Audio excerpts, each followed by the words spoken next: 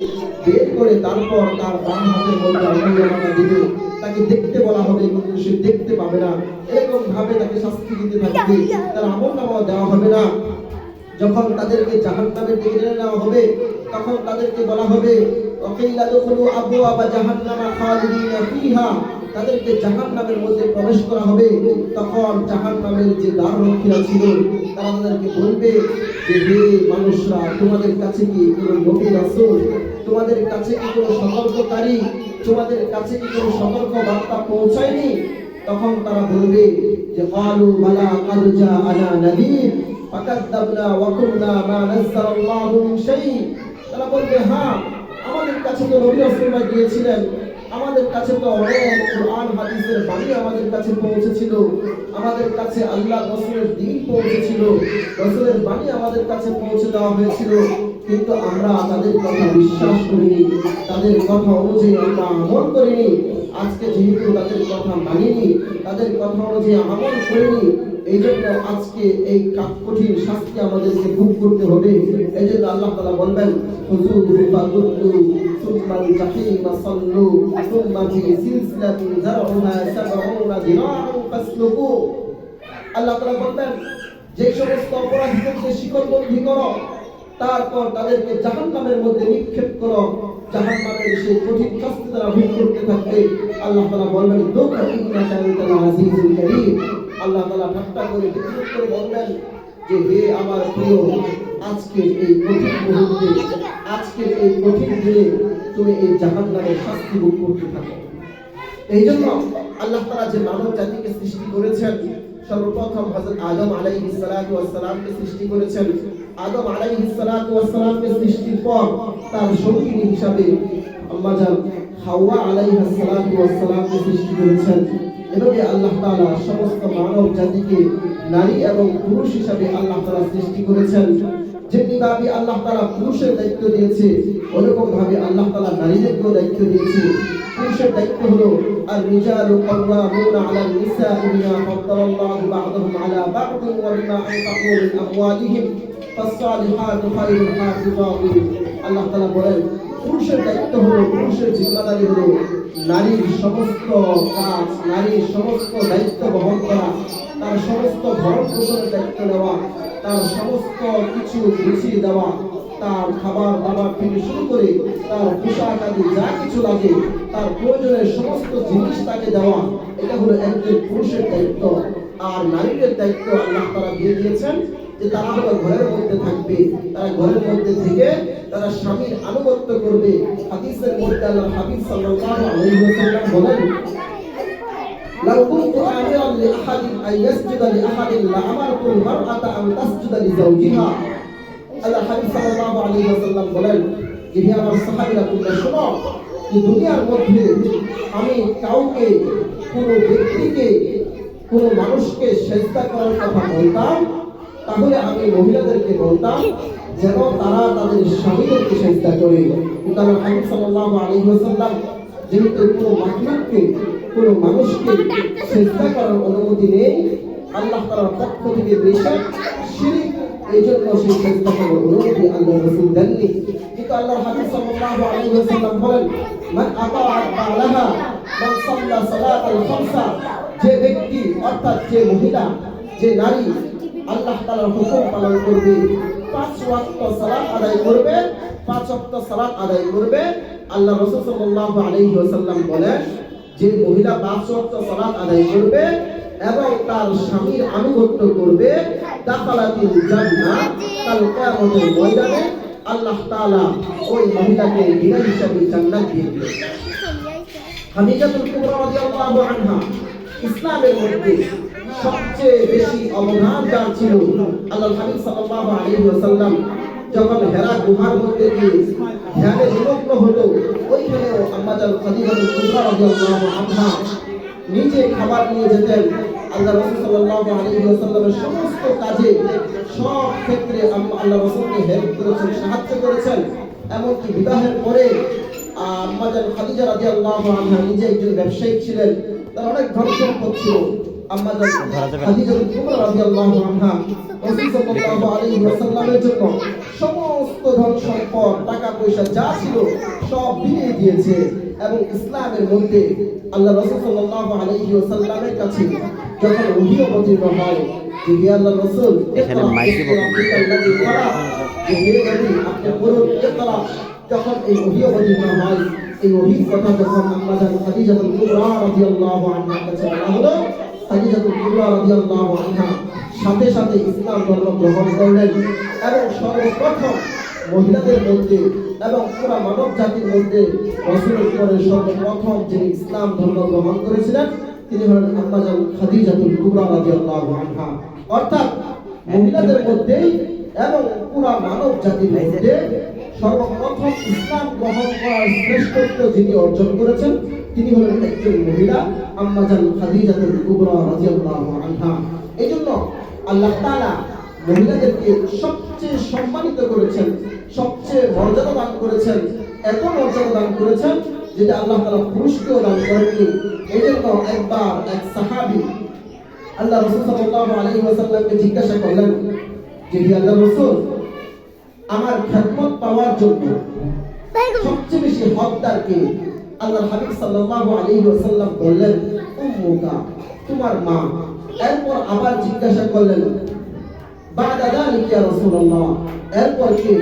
এরপর আল্লাহ রাসূল সাল্লাল্লাহু আলাইহি ওয়াসাল্লাম বললেন উম্মুকা, তোমার মা। আবার বললেন বাদা যালিকা ইয়া রাসূলুল্লাহ সুম্মা মান, এরপর কে? আল্লাহর হাবিব সাল্লাল্লাহু আলাইহি ওয়াসাল্লাম বললেন উম্মুকা, অর্থাৎ তোমার মা। এরপর চতুর্থবার যখন আল্লাহর হাবিব সাল্লাল্লাহু আলাইহি ওয়াসাল্লামকে বললেন সুম্মা মান, এরপর কে? তখন আল্লাহর হাবিব সাল্লাল্লাহু আলাইহি ওয়াসাল্লাম বললেন যে আবুকা, অর্থাৎ তোমার বাবা। চতুর্থবার বাবার কথা বলেছেন, বাকি তিনবারই আল্লাহর হাবিব সাল্লাল্লাহু আলাইহি ওয়াসাল্লাম মায়ের কথা বলেছেন। অর্থাৎ মায়ের সম্মানটা আল্লাহ তাআলার কাছে এতটাই বেশি যে আল্লাহর হাবিব সাল্লাল্লাহু আলাইহি ওয়াসাল্লাম বাবার তুলনায় 3 গুণ বেশি সম্মান আল্লাহ তাআলা মাকে দিয়েছেন। কারণ আল্লাহ রাসূল সাল্লাল্লাহু আলাইহি ওয়াসাল্লাম বলেন যে মা যে কষ্ট সহ্য করেছে এরকম কষ্ট অন্য কেউ সহ্য করেনি, বাবা সেই কষ্ট সহ্য করেনি। এইজন্য আল্লাহ তাআলা মায়ের মর্যাদাকে বাড়িয়ে দিয়েছেন। এক হাদিসের মধ্যে এক সাহাবী এসে আল্লাহর হাবিব সাল্লাল্লাহু আলাইহি ওয়াসাল্লামকে বললেন যে হে আল্লাহর রাসূল, আমার বাবা মা আমার সাথে একটু খারাপ আচরণ করে, আমি কি করব? আল্লাহর হাবিব সাল্লাল্লাহু আলাইহি ওয়াসাল্লাম বললেন যে হে আমার সাহাবী, তুমি শোনো, জান্নাতের মধ্যে 2টি দরজা রয়েছে। একটি দরজা হলো তোমার বাবা, আরেকটি দরজা হলো তোমার মা। তুমি এখন চিন্তা করে দেখো এই জান্নাতের 2টি দরজার সাথে তুমি কিরকম আচরণ করবে। অর্থাৎ জান্নাতের একটি দরজা হলো বাবা, আরেকটি দরজা হলো মা। সুতরাং যারা জান্নাত পেতে চায়, জান্নাতের সেই দরজা দিয়ে প্রবেশ করতে চায়, তাদেরকে অবশ্যই বাবা এবং মা উভয় আনুগত্য করতে হবে। আরেক আয়াতের মধ্যে আল্লাহ তাআলা বলেন ওয়ালা তাকুল লাহুমা উফিন ওয়ালা তানহারহুমা ওয়া কুল লাহুমা কাওলান কারীমা ওয়াখফিদ লাহুমা জানাহাল যুল্লি মিনার রাহমা ওয়া কুর রাব্বিরহামহুমা কামা রাব্বায়ানি সাগীরা। আল্লাহ তাআলা বলেন হে নবী, আপনি বলে দিন আমার বান্দাদেরকে তারা যেন তাদের বাবা মাকে, অর্থাৎ মা এবং বাবা, তাদের যদি কেউ জীবিত থাকে, একজন অথবা দুইজন যদি জীবিত থাকে, তাহলে তাদেরকে উফ শব্দটাও যেন না বলে। ওয়ালা তাকুল লাহুমা উফিন, উফ শব্দটা তাদেরকে বলবে না। ওয়ালা তানহারহুমা, এবং তাদেরকে ধমক দিবে না। ওয়াকুল লাহুমা কাওলান কারীমা, তাদের সাথে নরম ব্যবহার করবে, ভালো আচরণ করবে। এবং তাদের জন্য ওয়াখফিদ লাহুমা জানাহাল যুল্লি মিনার রাহমা, যখন তারা বৃদ্ধ বয়সে উপনীত হবে তখন তাদের জন্য দয়ার পরশ, রহমতের পরশ তাদের জন্য বিছিয়ে দিবে, তাদের জন্য দয়া দেখাবে, দয়ার পরশ তাদের জন্য বিছিয়ে দিবে। এরকম ভাবে তাদের জন্য এবং দোয়া করবে রাব্বিরহামহুমা কামা রাব্বায়ানি সাগীরা, যে আল্লাহ তাদের প্রতি তুমি রহম করো যেভাবে তারা আমার প্রতি রহম করেছিল। এরকম ভাবে তাদের জন্য দোয়া করতে থাকবে। এই জন্য ইসলামের শিক্ষা হলো মানুষ যখন এরকম ভাবে দ্বীন শিখবে, এরকম ভাবে আল্লাহ হাবিব সাল্লাল্লাহু আলাইহি ওয়াসাল্লাম বলেন খায়রুকুম মান তাআল্লামা আল-কুরআন ওয়া 'আল্লামা, তোমাদের মধ্যে সর্বোত্তম ওই ব্যক্তি যে ব্যক্তি কোরআন শিখে এবং শেখায়। এই জন্য একজন আদর্শ মা এবং বাবার দায়িত্ব হলো তার সন্তানকে ইসলামের শিক্ষায় শিক্ষিত করা, কোরআন ও হাদিসের শিক্ষায় শিক্ষিত করা। আমরা বাইজিদ বুস্তামি রাহিমাহুল্লাহ এর মায়ের ঘটনা জানি যে বাইজিদ বুস্তামি যুগ শ্রেষ্ঠ বুজুর্গ ছিল। তিনি কিভাবে বুজুর্গ হয়েছেন তার মায়ের একটি ছোট্ট ঘটনা। যে বাইজিদ বুস্তামি রাহিমাহুল্লাহকে যখন মাদ্রাসায় পাঠায়, তখন বাইজিদ বুস্তামির মা মাদ্রাসায় গিয়ে হুজুরকে বললেন, আমার বাইজিদ বুস্তামি যতক্ষণ পর্যন্ত পূর্ণ আলেম না হবে, যতক্ষণ পর্যন্ত পরিপূর্ণভাবে আলেম না হবে, ততক্ষণ পর্যন্ত যেন আমার বাইজিদ বুস্তামি বাড়িতে না আসে। এই কথা যখন বললো, তখন বাইজিদ বুস্তামি পড়া শুরু করলো। দীর্ঘদিন হয়ে গেল পড়াশোনা করতেছে। এক পর্যায়ে তার মনে চাইলো যেন তার মাকে একটু দেখার চিন্তা করে তখন তার মার কাছে যাওয়ার জন্য তার উস্তাদজির কাছে অনুমতি প্রার্থনা করলো। তখন তার উস্তাদজি বলল, হে বাইজিদ বুস্তামি, তোমার আম্মা তো বলেছেন যে তুমি পড়াশোনা শেষ না করে বাড়িতে যেতে পারবে না। এই কথা বলার পর বাইজিদ বুস্তামি বলল, আমার মাকে দেখতে মন যাচ্ছে, যদি একটু অনুমতি দিতেন। তখন উস্তাদ বলল, ঠিক আছে, তুমি এই পড়াগুলো আমাকে শোনাতে পারলে তোমাকে যেতে দিবে। উস্তাদ মনে করেছিলেন যে একটা বড় একটা পড়া দিয়ে দিই যাতে সে মুখস্থ না করতে পারে, কিন্তু সে তাও মুখস্থ করে ফেললো। তখন উস্তাদজি তাকে অনুমতি দিলেন যে ঠিক আছে, যাও, তুমি বাসায় গিয়ে তোমার আম্মুর সাথে সাক্ষাৎ করে আসো। যখন বাসার মধ্যে আসলেন, আসার পর বাইজিদ বুস্তামির আম্মু তাকে জিজ্ঞাসা করলেন যে হে বাইজিদ, তোমাকে না বলেছিলাম পড়া শেষ না করে তুমি আসতে পারবে না, তুমি কেন এসেছো? তখন বাইজিদ বুস্তামি বললেন যে না, আপনাকে দেখতে আমার খুব মন চেয়েছিল, এই জন্য আমি এসেছি। বাইজিদ বুস্তামির আম্মা বললেন যে না, তোমার সাথে আমি এখন দেখা করবো না, যতক্ষণ না তুমি পরিপূর্ণভাবে আলেম হবে, দিন না শিখে আসবে, ততক্ষণ পর্যন্ত আমি কি করবো না, তোমার সাথে সাক্ষাৎ করবো না।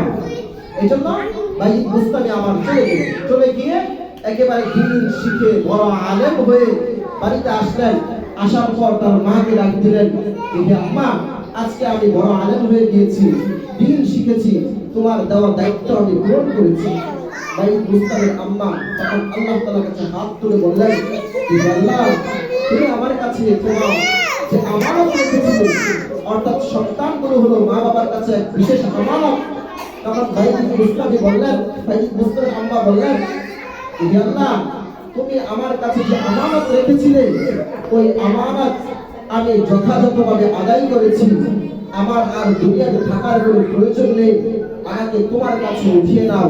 ওই মুহূর্তে আল্লাহ তাআলা বাইজিদ বুস্তামির আম্মাকে উঠিয়ে দিলেন, অর্থাৎ মৃত্যু দান করলেন, এবং আল্লাহ তাআলার কাছে শুকরিয়া আদায় করলেন যে তার ছেলেকে একটি বড় আলেম বানাতে পেরেছে। এই জন্য প্রতিটি মা বাবার দায়িত্ব হলো তার সন্তানকে দিন শেখানো, কোরআন হাদিস শেখানো। দিনের পথে যদি রেখে যেতে পারে, তাহলে যখন মা বাবা বৃদ্ধ হয়ে যাবে, তখন এই সন্তান, তার এই আলেম সন্তান তার মা বাবার খেদমত করবে। আর জেনারেল শিক্ষিত যত ডাক্তার, ইঞ্জিনিয়ার, যত কিছুই বানাক না কেন, দেখা যায় যখন ওই ছেলেগুলো বড় হয়ে যায়, তখন মা বাবার খেদমত করে না, বরং মা বাবাকে বৃদ্ধাশ্রমে রেখে আসে। কেবলমাত্র দিনদার আলেম, কোরআনের হাফেজ তার সন্তানরা কখনোই বাবা মাকে বৃদ্ধাশ্রমে রেখে আসতে পারে না। এই জন্য আমাদের যারা সন্তানরা রয়েছে, তাদেরকে আমরা পরিপূর্ণভাবে দ্বীনের পথে রাখবো, মাদ্রাসায় দ্বীন শিখাবো, যাতে করে ভবিষ্যতে এবং আখিরাতে আমার জন্য নাজাতের ফয়সালা হয়। আরেকটা বিষয় যেটা বলতেছি যে আমাদের এই নতুন মাদ্রাসা, সকালে একটু মনোযোগ দিয়ে শুনি যে আমাদের এই নতুন মাদ্রাসাটা হয়েছে। আমরা আশা করি এলাকার মধ্যে যারা আছেন, আজকে যারা এখানে উপস্থিত হয়েছেন, এই দাওয়াতটা সবার কাছে পৌঁছে দিবেন, যেন তারাও তাদের সন্তানদেরকে, মেয়ে এবং ছোট বাচ্চা যারা আছে ছেলেরা, তাদেরকে যেন এখানে নিয়ে আসে এবং এখানে দিন শিক্ষার ব্যবস্থা করে দেয়। এবং বিশেষ করে রমাদান মুবারকে মহিলাদের জন্য কোরআন শিক্ষার বিশেষ কোর্স আমরা চালু করেছি। এই রমজান মাসে সকলেই কাজ থেকে ফারেক হয়ে এই কোরআন তেলাওয়াত শিখবেন, কারণ কাল কিয়ামতের ময়দানে আল্লাহ তাআলার কাছে যত অজুহাতই দেখান না কেন যে আমি সময় পাইনি কোরআন শেখার জন্য, আল্লাহ তাআলা বলবে তুমি দুনিয়ার সবকিছু শিখতে পেরেছ, তোমার পরিবারের খাবার দাবার রেডি করতে সময় পেয়েছো, দুনিয়ার বিভিন্ন আসবাবপত্র কিনতে তুমি সময় পেয়েছো, আমার কোরআন শিখার সময় তুমি পাওনি, আমার দিন শিখার সময় তুমি পাওনি। আজকে আমাদের ময়দানে তোমার কোনো এক্সকিউজ, তোমার কোনো অজুহাত আজকে আমি গ্রহণ করব না। এই জন্য দুনিয়াতে যে আল্লাহ তাআলা হায়াত দিয়েছেন, এই অল্প দিনের হায়াত যে কোনো সময় মালাকুল মাউত এসে আমার সামনে উপস্থিত হয়ে যেতে পারে। আমি হয়তো চিন্তা করি যে আমি তো এখন যুবক আছি, এখন ইবাদত করব না, যখন বৃদ্ধা হয়ে যাব তখন ইবাদত বন্দেগী করব। আল্লাহ তাআলা বলেন, লাউলা ইউআখিরুল্লাহ ইযা জাআ আজালুহুম, যখন তোমার সময় চলে আসবে, ওয়ালা ইউআখিরুল্লাহ ইযা জাআ আজালুহুম, আল্লাহ তাআলা বলেন যখন তোমার ডাক চলে আসবে, মৃত্যুর সময় চলে আসবে, তখন তোমাকে এক মুহূর্ত সময় দেওয়া হবে না। কোরআন বলতে আছে, তখন বলতে থাকবে, লাউলা আখারতানি ইলা আজালিন করিব ফাআসাদদাকা ওয়া আকুন মিনাস সালিহিন। আল্লাহ তাআলা বলেন যে কোরআনের মধ্যে এরকম ভাবে আবেদন জানাবে যে আল্লাহ আর একটু সময়, আর অল্প সময় যদি আমাদেরকে দিতেন, তাহলে আমরা ফাআসাদদাকা, সালাত করতাম, সালাত আদায় করতাম, ইবাদত বন্দেগী করতাম। আল্লাহ তাআলা বলবেন যে না, আর সুযোগ নেই, অনেক সুযোগ তোমাকে দিয়েছিলাম, ছোট্ট থেকে আমি আল্লাহ তোমাকে বড় করেছি, তোমাকে যৌবন দান করেছি, যৌবন থেকে আস্তে আস্তে তোমাকে বৃদ্ধ বানিয়েছি, তারপর তোমাকে আমার কাছে নিয়ে এসেছি। এই সময়ের মধ্যে আমি আল্লাহকে সময় দেওয়ার মতো সময় তোমার হয়নি, সুতরাং তোমাকে আর কোনো সময় দেওয়া হবে না। এই জন্যই আল্লাহ তাআলা আমাদেরকে যে মহামূল্যবান সময় দিয়েছেন, এই সময় থেকে একটা অংশ বের করে আমরা সেই কোরআনটা শিখবো, আমরা কিছু হাদিস শিখবো, আমাদের দৈনন্দিন জীবনের কিছু মাসআলা মাসাইল শিখবো। অনেক বিষয় আছে যেগুলো আমরা জানিও না, যে কিভাবে ইবাদত করতে হবে, কিভাবে আমল করতে হবে, এগুলো আমরা বুঝিও না।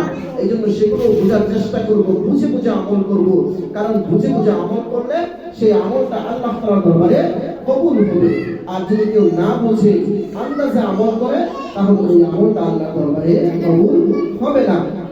আরেকটা বিষয় হলো, এই লাইলাতুল বারাআ বা লাইলাতুল নিসফ মিন শাবান, এই শাবান ভিতরে চলে আসে। শাবানের মধ্য রজনীতে অনেকে বিশেষ বিভিন্ন আমলের কথা বর্ণনা করে থাকে। আসলে এই রাতে বিশেষ কোনো আমল নেই, বিশেষ কোনো নামাজ নেই যে এত রাকাত নামাজ পড়তে হবে, অমুক নামাজের মধ্যে এতটা সূরা পড়তে হবে, সূরা ইখলাস এতবার পড়তে হবে, সূরা কদর পড়তে হবে, এরকম কোনো নিয়ম নেই। এই শবে বরাতের রজনীতে অন্যান্য দিন আপনি যেরকম ভাবে নফল নামাজ পড়েন, 2 রাকাত করে এভাবে নফল নামাজ পড়বেন, যেভাবে কোরআন তেলাওয়াত করেন সেভাবে কোরআন তেলাওয়াত করবেন। এটার জন্য বিশেষ কোনো নামাজের ব্যবস্থা নেই, বিশেষ কোনো নামাজ বা বিশেষ কোনো ইবাদত এবং বিভিন্ন কথা বলে থাকে যে এই রাতে গোসল করলে সমস্ত গুনাহ ঝরে যাবে, এগুলো কোরআন হাদিসে নেই। এবং বিভিন্ন বিষয় কুসংস্কার আমাদের সমাজে যেগুলো প্রচলিত আছে, এগুলো কোরআন হাদিসে নেই। যেগুলো আছে এগুলো বলেছি যে এই দিনে, এই রজনীতে আল্লাহ তাআলা বান্দাদের দিকে রহমতের দৃষ্টিতে তাকান, তারপর সমস্ত মানুষদেরকে ক্ষমা করে দেন।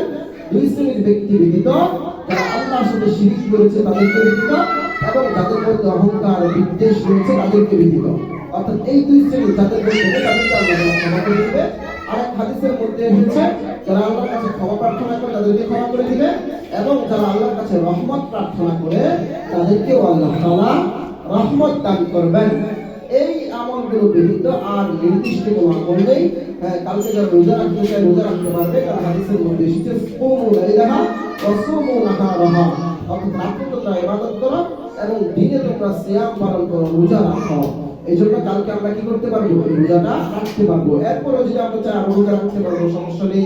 কারণ হাদিস সাল্লাল্লাহু আলাইহি ওয়াসাল্লাম প্রত্যেক সপ্তাহে 2 দিন রোজা রাখতেন, সোমবার এবং বৃহস্পতিবার, আর প্রত্যেক মাসের 3 দিন রোজা রাখতেন। প্রত্যেক মাসের আরবি মাসের বেজুর তারিখ যেটাকে আইয়ামে বিজ বলা হয়, অর্থাৎ 13, 14, 15, এই 3 দিন আল্লাহর হাবিব সাল্লাল্লাহু আলাইহি ওয়াসাল্লাম প্রত্যেক মাসে রোজা রাখতেন। আমরা যারা রোজা রাখতে চাই তারা এই দিনগুলোতে এবং এই সপ্তাহগুলোতে আমরা রোজা রাখতে পারবো। আল্লাহ তাআলা আমাদের সকলকে কোরআন ও হাদিস বুঝে সে অনুযায়ী আমল করার তৌফিক দান করুন, এবং সকল প্রকার কুসংস্কার এবং বিদআত থেকে বেঁচে থাকার তৌফিক দান করুন। আমিন। ওয়া আখিরু দাওয়ানা আলহামদুলিল্লাহি রাব্বিল আলামিন। বিশেষ করে এশার সালাত হবে, এশার সালাতের পর আমাদের যে ম্যাডাম আছে উনি কিছু তালিম করবেন, তালিম করার পর দোয়া হবে ইনশাআল্লাহ। দোয়া হওয়ার পর আপনাদের কিছু মেহমানদারি আছে।